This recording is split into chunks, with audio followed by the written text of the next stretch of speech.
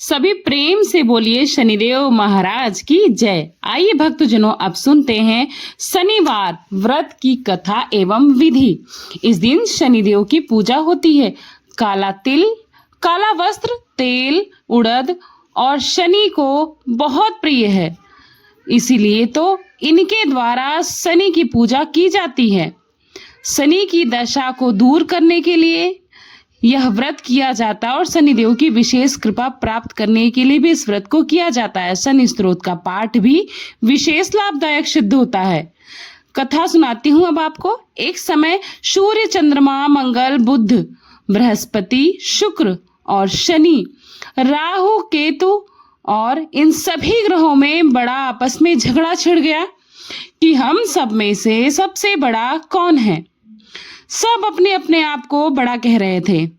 जब आपस में कोई निश्चय, कोई निर्णय नहीं हो सका तो सारे के सारे आपस में झगड़ते हुए ही इंद्र जी के पास गए और कहने लगे कि आप सब देवताओं के राजा हो, इसीलिए हम आपके सामने आए हैं। न्याय करके बतलाइए कि हम नवग्रहों में से सबसे बड़ा कौन है।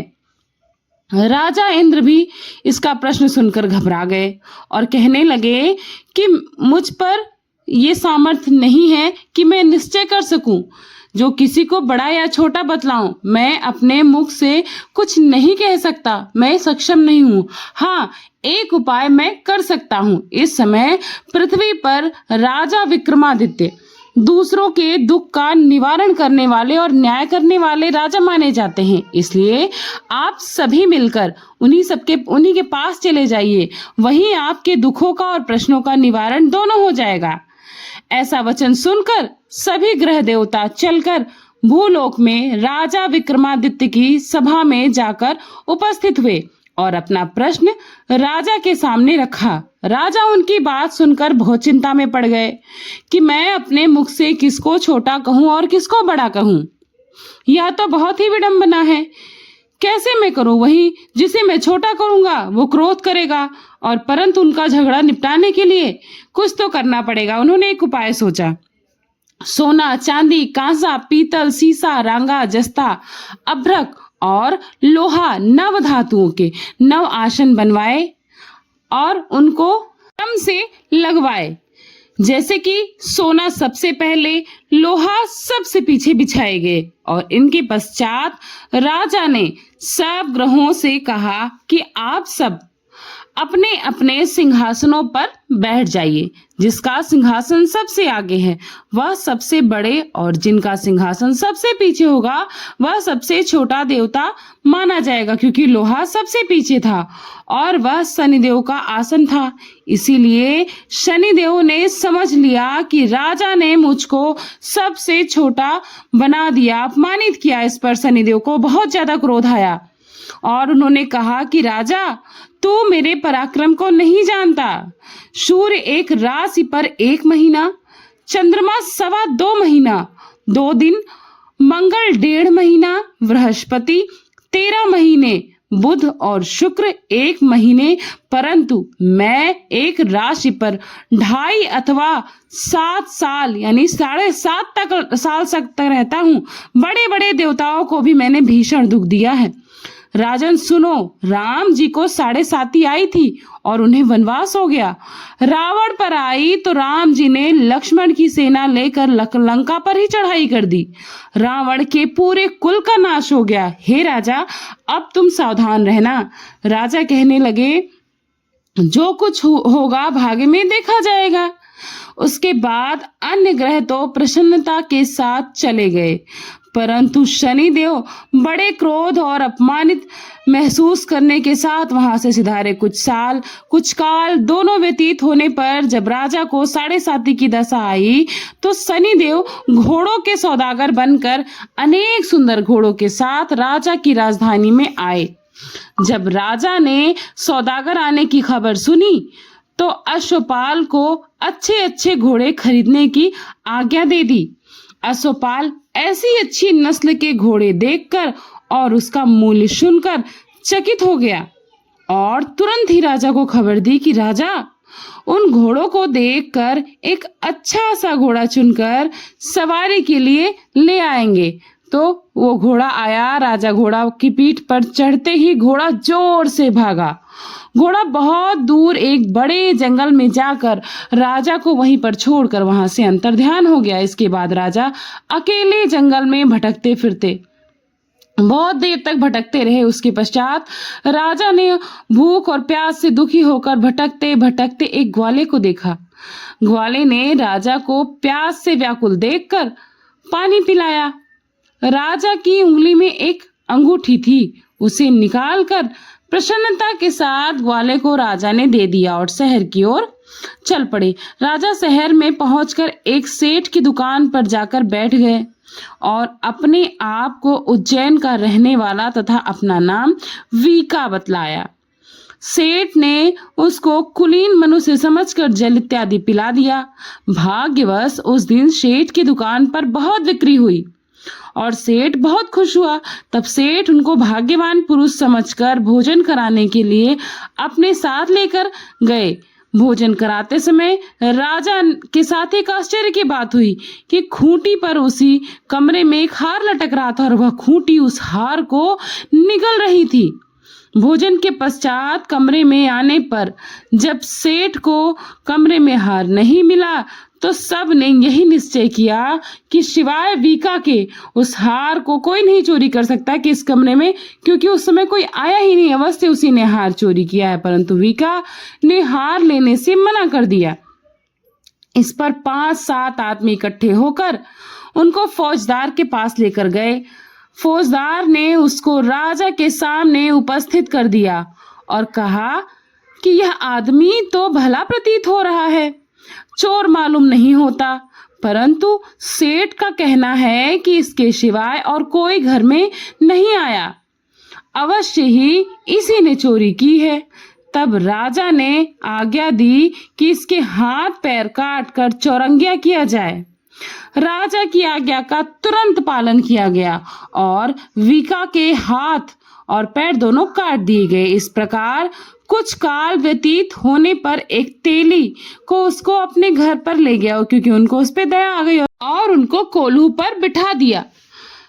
वीका कोल्हू पर बैठा हुआ जबान से बैल हाँकता रहा। शनि की दशा समाप्त हो गई और एक रात को वर्षा ऋतु के समय वह मल्हार राग गाने लगे। उनका गाना सुनकर उस शहर के राजा की कन्या उस राग पर इतनी मोहित हो गई और दासी को खबर लाने के लिए भेजा कि शहर में कौन इतना सुंदर राग गा रहा है। दासी सारे शहर में फिरती फिरती क्या देखती हैं कि तेली के घर में एक चौरंगिया राग गा रहा है। दासी ने महल में आकर राजकुमारी को सब कुछ सारा वृतांत सही से बताया। बस उसी क्षण राजकुमारी ने अपने मन में यह प्रण कर लिया कि चाहे कुछ भी हो जाए, मैंने इस चौरंगिया के साथ विवाह करना है। प्रातः काल होते ही जब दासी ने राजकुमारी को जगाना चाहा तो राजकुमारी अनशन व्रत लेकर पड़ी रही। तब दासी ने रानी के पास जाकर राजकुमारी के ना उठने का वृत्तांत कहा। रानी ने तुरंत ही वहां आकर राजकुमारी को जगाया और उसके दुख का कारण पूछा। तो राजकुमारी ने कहा कि माताजी, मैंने यह प्रण कर लिया है कि तेली के घर में जो चौरंगिया है उसी के साथ मुझे विवाह करना है। माता ने कहा, पगली, यह क्या बात कह रही है? तुझको किसी देश के राजा के साथ पलायन किया जाएगा।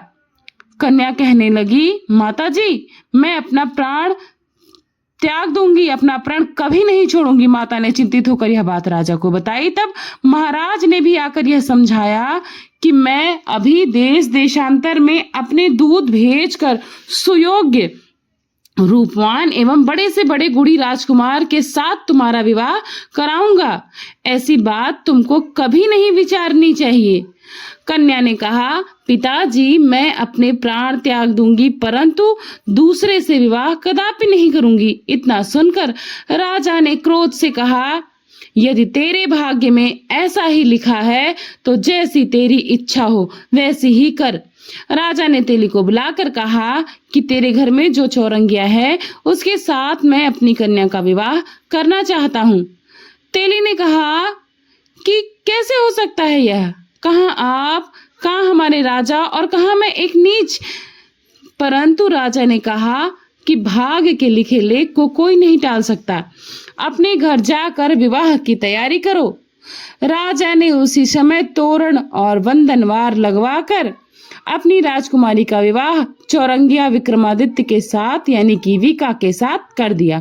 रात्रि को जब विक्रमादित्य यानी कि वीका और राजकुमारी महल में सोए थे तो आधी रात के समय शनिदेव ने विक्रमादित्य को स्वप्न में दर्शन दिया और कहने लगा, राजा, मुझको छोटा बतलाकर तुमने कितने दुख उठाए हैं। राजा ने क्षमा याचना की। शनिदेव से प्रसन्न होकर शनिदेव ने बहुत उन पर प्रसन्नता दिखाई और विक्रमादित्य को हाथ पैर वापस दे दिए। तब राजा ने कहा, महाराज, मेरी प्रार्थना स्वीकार करें। जैसा दुख आपने मुझे दिया है ऐसा और किसी को मत देना।